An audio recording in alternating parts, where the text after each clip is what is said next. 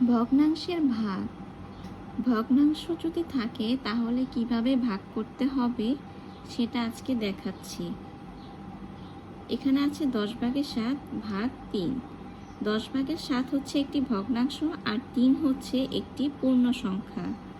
তো ভগ্নাংশকে পূর্ণ সংখ্যা দিয়ে কিভাবে ভাগ করব? প্রথমে 10/7 লিখব। এবার ভাগটাকে গুণ চিহ্ন দিয়ে দিব।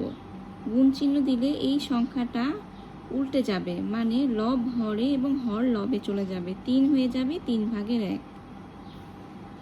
এখন 7 গুণ 1, 7 অকে হবে 7, 10 গুণ 3, 3 10 হবে 30। এটাই হচ্ছে গিয়ে ভগ্নাংশের ভাগ। আশা করি আপনারা বুঝতে পেরেছেন। আমার চ্যানেল যদি ভালো লাগে অবশ্যই আপনারা আমাকে ফলো দিবেন আর আমার পোস্ট লাইক কমেন্ট শেয়ার করবেন বেশি বেশি করে। ধন্যবাদ সবাইকে।